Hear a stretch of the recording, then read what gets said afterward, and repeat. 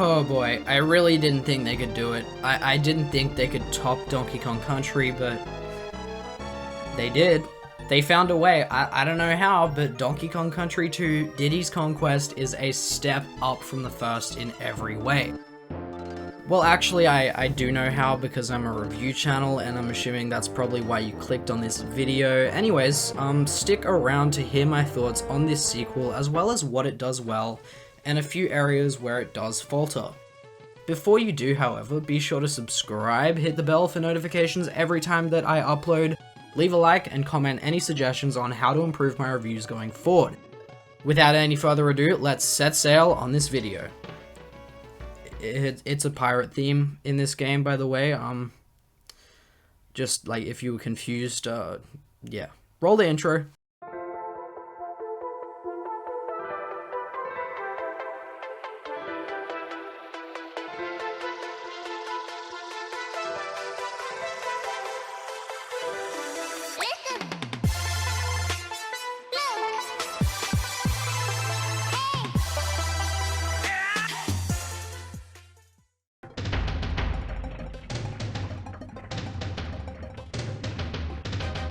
Donkey Kong Country 2 may be something of a misleading title, because this time the titular ape is taken out of commission on account of being kidnapped by the nefarious Kremlings, who seem to have gotten weirdly obsessed with pirate memorabilia now. It makes for an amazing theme, but just super unexpected, I suppose. Now, Diddy must set out to rescue his uncle from the foreboding Crocodile Isle, homeland of the Kremlings. Making her debut here, his girlfriend Dixie Kong tags along in a fun evolution of the first game's body system. This time around, instead of splitting acrobatic and strength-based activities between Donkey and Diddy, we have the same old Diddy we know and love, as well as Dixie, who can kinda use her ponytail to flutter horizontally across large distances. The way that she controls in this regard is immaculate, and that makes her a bunch of fun to use. With these characters obviously being lighter than DK, the solution for taking out heavy enemies is found in the new piggybacking feature. Diddy and Dixie can hop on each other's shoulders to be launched a moderate distance in whichever direction you point the joystick. Throwing them is similar to using barrels, which still aren't completely useless as you need them for certain walls and such. You can throw them just about anywhere on screen, though this doesn't grant them invincibility against obstacles or wandering enemies when they land and get left defenseless. There's also a weird thing where you throw one onto a platform out of your reach and you can't actually control or throw them anymore. They'll still grant you an extra hit if you die, but it's pretty annoying regardless. Besides this, throwing them controls great and adds an extra layer of possibility both for the design and exploration of levels. In the same vein, several of the animal bodies return here, being Rambi, On Guard, and Squawks, who finally gets more use than just holding up a lamp for the Kongs in dark levels. Now he gets to take flight and actually has a few really amazing levels designed around this playstyle. There's also some really awesome new bodies like Rattly the Rattlesnake and Squidda the Spider who bring really enjoyable ideas to the table. Rattly is a smiling buck-toothed snake, and by that logic I already adore him, but besides this he basically just performs a lot of the same actions that Winky the Frog did in the original. Squidda is really the game changer here. His web slinging abilities make for a more meticulous and planned sort of approach to platforming. He can create platforms as well as shooting projectile webs to take out enemies, and every level featuring him is really just a gem. But honestly, that extends across the board, as just about every level here is flawless, as well as being even better than those of the original. They're all really distinct in the way that they introduce and then tinker with unique ideas and gimmicks. There's also returning level types which do away with traditional platforming, such as minecart levels, which got a makeover here to feature a haunted roller coaster aesthetic, which really helps to ramp up the necessity for solid gameplay and timing, as well as making them feel super conceptually fresh.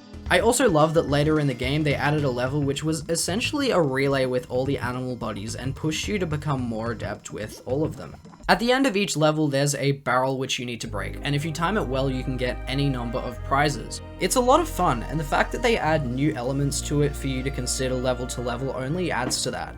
More importantly though, once you finish the level, Diddy or Dixie will play a banger with their boombox or guitar respectively. It just makes me feel pumped up. You also have the same degree of quality this time around when it comes to boss fights, and these mostly balance difficulty well.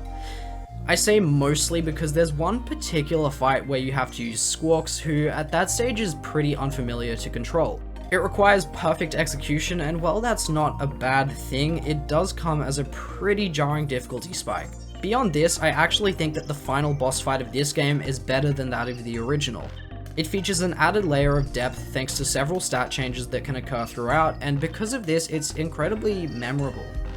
There's no doubt in my mind that these levels are like super well arranged, but Diddy's Conquest adds another fold to the formula by encouraging you to track down secrets. The bonus rooms are back and better than ever, containing the newly introduced Creme Coins, a currency which lets you unlock the game's secret levels, which are all pretty challenging in my opinion. There's also Banana Coins scattered around, which you can exchange at various save points around the overworld, as well as to get hints from Cranky Kong on secret locations in levels. The hints he gives are genuinely helpful, and it makes it a realistic goal to actually achieve completion. Overall, the greater emphasis on collectibles brings a new level of depth to exploration in this installment.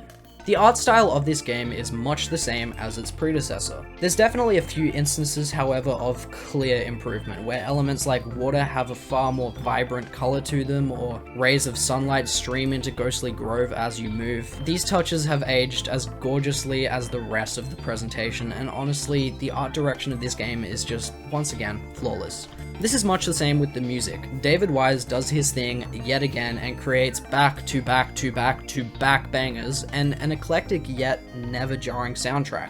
I seriously can't think of a single track here that's anything less than incredible, and not to mention tailored towards whichever level you're traversing through as it unfolds. I also love the swashbuckling kind of element he's incorporated this time around, and the range of styles from hip-hop vibes to psychedelic jams is beautiful, especially when you remember that the music of Haunted Hall was actually sampled later on by Drake to make Six God. Check it out, I'm not kidding. And that about sums up my thoughts on Donkey Kong Country 2 Diddy's Conquest. It's an amazing experience from start to finish, despite the occasional spikes in difficulty. Literally every aspect of this game is polished to near, if not total perfection, and for that reason I give this game an 8 out of 10.